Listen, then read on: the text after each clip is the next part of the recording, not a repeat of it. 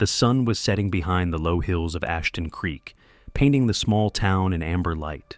The air smelled of wet leaves and applewood smoke. Inside the old farmhouse on the edge of town, Martha Whitford poured a cup of cocoa for her 4-year-old grandson, Elias. It was their quiet ritual every time his parents went away, a small warmth in a world that was already starting to feel cold.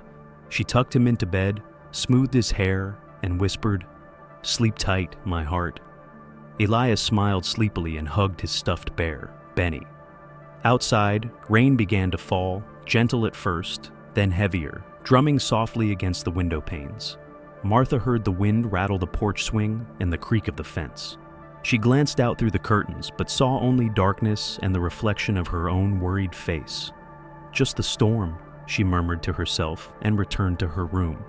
Yet, as she drifted towards sleep, she thought she heard something else, a faint metallic sound, like a latch shifting in the night.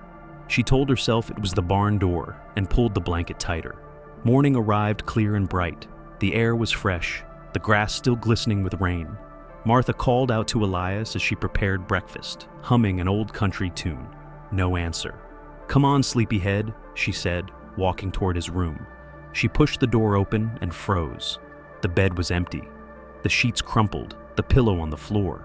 The small window stood wide open, curtains moving with the breeze. For a moment, her mind refused to understand what her eyes saw. Then panic gripped her chest. She ran through the hallway calling his name, checked every room, the porch, the chicken coop, the garden. Nothing. Only the sound of wind in the trees and the distant crow of a rooster. Her voice cracked as she shouted, "Elias!" The neighbor, Mr. Crowley, came running from his field, confusion on his face. Within an hour, the sheriff's car pulled into the driveway, followed by officers with dogs and flashlights.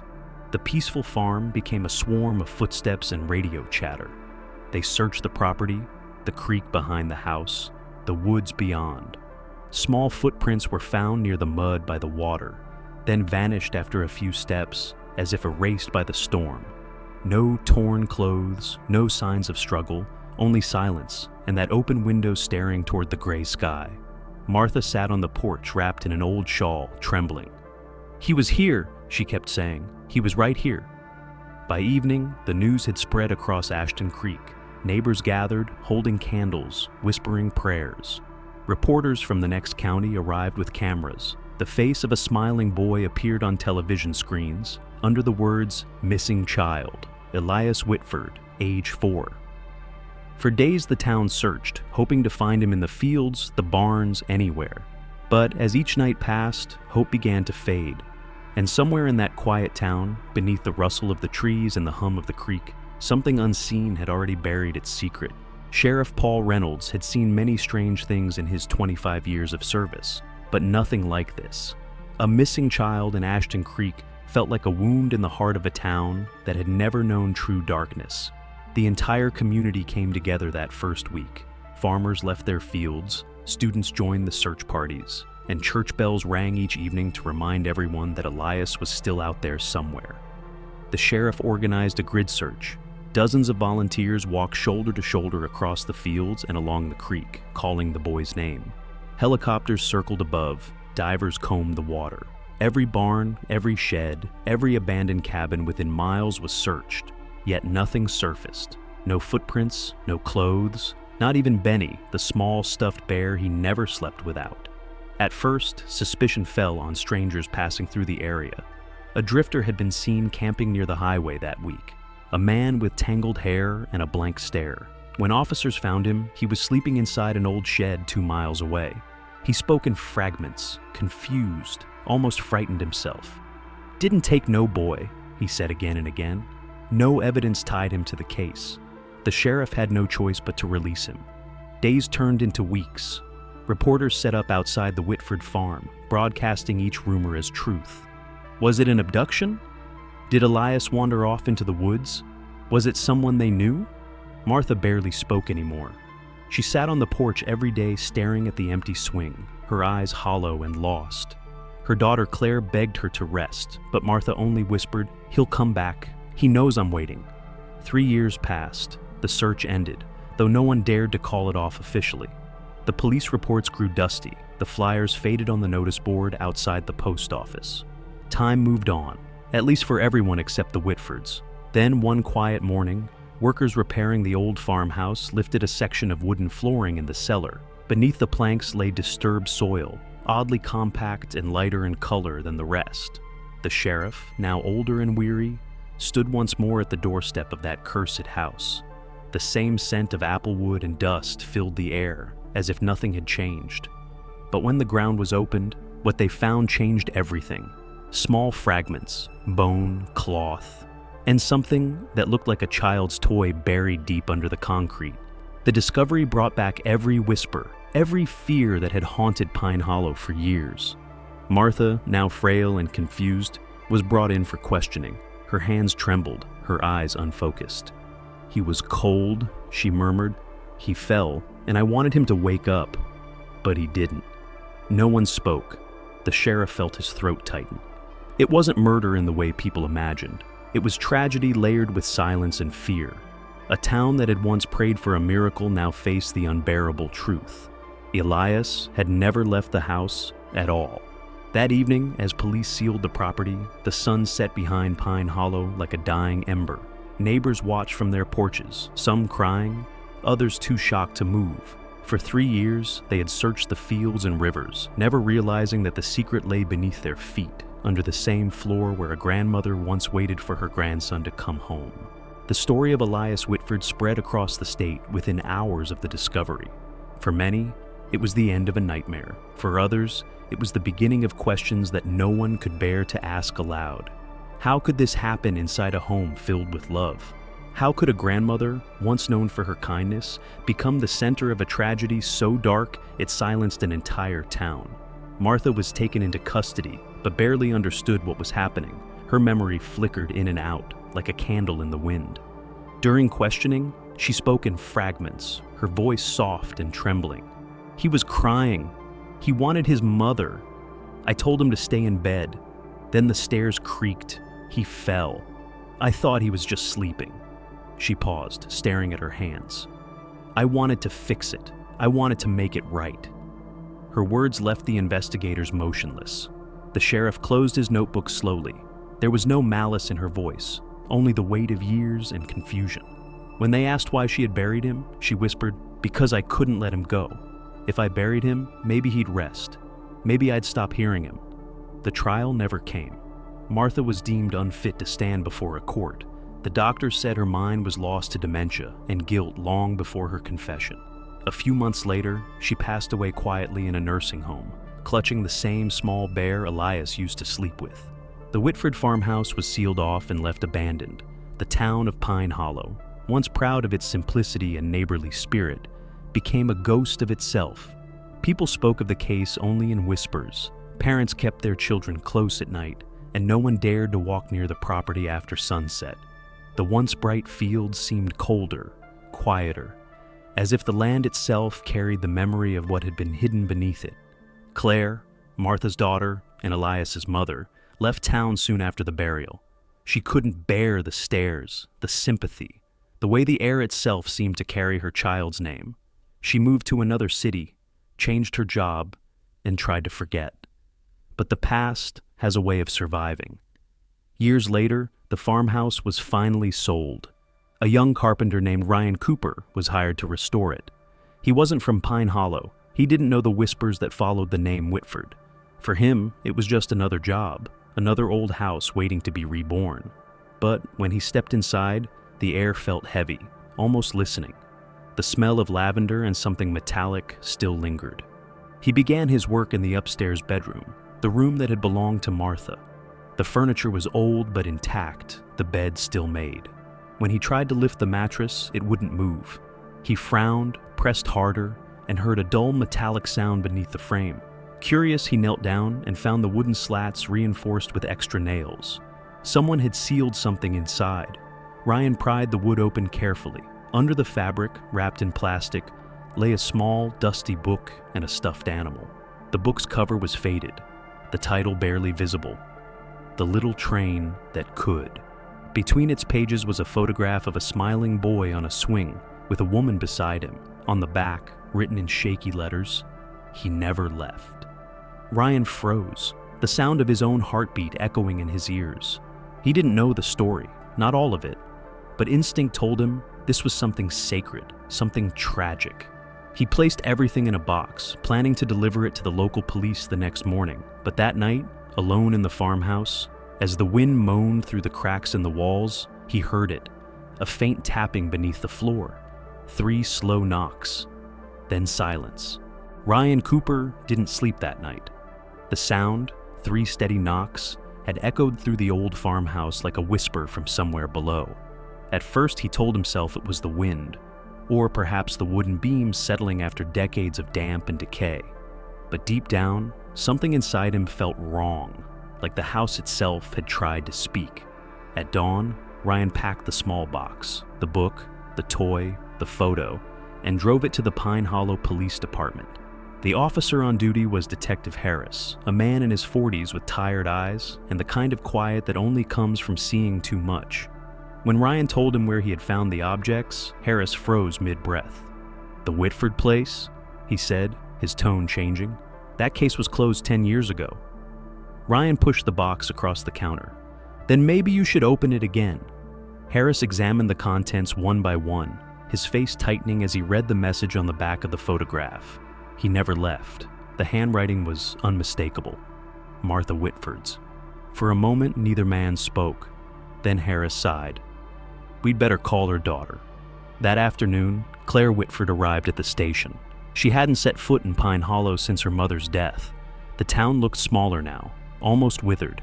When she saw the photo, her knees gave out. "That's him," she whispered. "That's Elias. I took that picture." Harris watched as she traced the handwriting with her fingers. "Your mother must have hidden this," he said quietly. But the discovery didn't end there. Inside the box was also a small cassette tape, brittle and labeled only with one word, Elias. Harris found an old recorder, pressed play, and the room filled with static. Then came a child's voice, soft, frightened, unmistakably real. "Grandma, I'm scared. It's dark here. I want to go home." There was a pause, a shuffle, and then 3 hollow knocks. Click. Silence. Claire covered her mouth. Her entire body trembled. "That's his voice. I know it." Harris said nothing. He simply rewound the tape and played it again, slower this time. The same voice, the same knocks.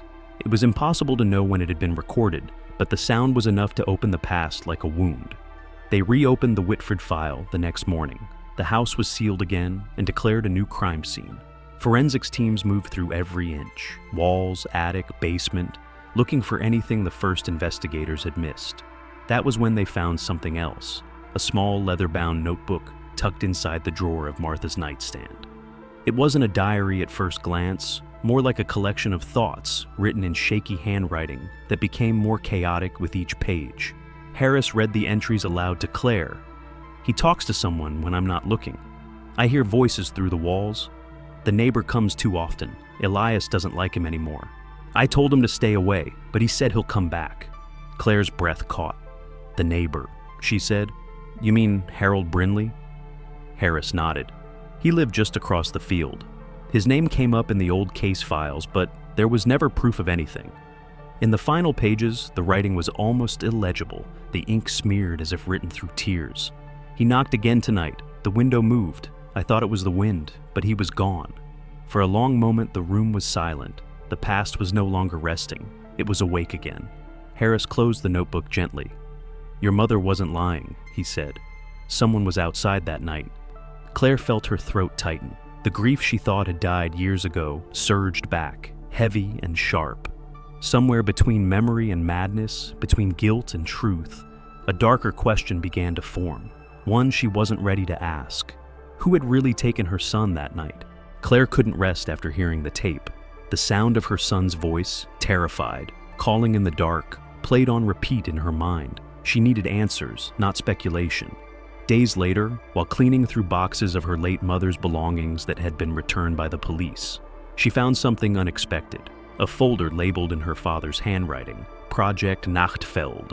Her father, Thomas Brinley, had been a journalist, a man obsessed with exposing corruption.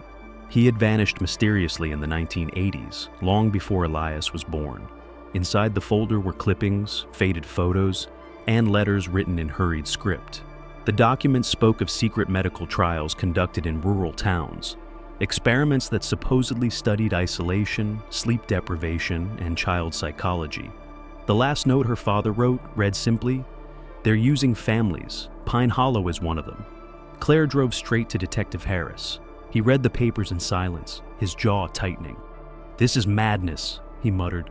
"These files are decades old. If any of this is true, it goes far beyond a family tragedy." But Claire wasn't deterred. Among the papers was a name. Dr. Leonard Greaves, retired neurologist, last known address, Ashford, Kentucky. She found him 3 hours away in a crumbling Victorian house buried behind trees. When he opened the door, his face went pale at the mention of her name. "I'm Claire Brinley," she said. "You knew my father." He hesitated, then stepped aside. "If you've come this far," he whispered, "then you already know too much." Inside, the house was filled with old medical equipment and shelves stacked with yellowed documents. The air smelled of dust and regret. Greaves poured himself a glass of water, his hands trembling. "Project Nachtfeld was never meant to hurt anyone," he began. "At least, that's what they told us. It started as a government-funded study in the late 70s, an experiment on sensory isolation and resilience, but it turned into something else." He leaned forward, eyes hollow. "They wanted to see how the human mind responds to fear when it's alone, when you take away sound, light, and time. We used adults at first, then they brought in children. Your brother, Elias, he was special, calm, sensitive. They said he was perfect for observation." Claire's voice broke. "You mean my son?" "Elias was my son." Greaves froze, his face drained of color. "I didn't know," he whispered. "They told me he was brought in for follow-up studies years later. I thought it was another generation, same family, different subject. They always use bloodlines." The room spun around her. "My mother was part of it," she said. "She must have known." "She did," Greaves replied softly. "They convinced her it was for protection, that he was ill and needed observation away from the public eye. When she refused to continue, they cut contact. That's when your father began to investigate. Then he disappeared." Claire felt sick. The pieces were coming together in ways too terrible to accept. Elias had not vanished by accident. He had been hidden, studied, and when something went wrong, buried under lies. "Why?" she asked. "Why him?" Greaves stared at the floor. "Because he could hear things others couldn't." After the third phase, he started describing voices in the dark, ones we didn't hear. When we ended the program, they ordered all records destroyed. But they didn't destroy him. They sent him home. Claire gripped the edge of the table, her breath ragged. "You're saying they left him with my mother, sedated, still alive?" The old man nodded. "Until the medication wore off. And by then, she must have believed he was gone." He reached into a drawer and handed her a small USB drive. "Everything I have is on this. Reports, recordings, names. But be careful, Mrs. Brinley. Some secrets are older than truth itself." Claire left his house as the sun set, the USB clutched tight in her hand. As she drove back toward Pine Hollow, the fog rolled over the road like a living thing. Her phone buzzed. A message with no number, no text, only a voice file. When she pressed play, a whisper filled the car. It was Elias. "Mom, I'm here." The recording ended, but the sound of those 3 faint knocks followed her all the way home. The fog over Pine Hollow was thicker than Claire remembered. It curled around the trees like smoke from an invisible fire. When she reached the ruins of the old Whitford farmhouse, the world seemed to hold its breath. The windows were boarded, the roof collapsed, yet something in the silence felt awake. The air carried a strange electricity, the kind that always came before revelation or disaster. She parked the car and sat for a moment, staring at the front porch. In her hand, the USB drive felt warm, almost pulsing. The message from Elias, those few words, "Mom, I'm here," had played again in her mind the entire drive. Logic told her it was an illusion, some remnant of an old experiment. But a mother's heart doesn't obey logic. She had to know the truth.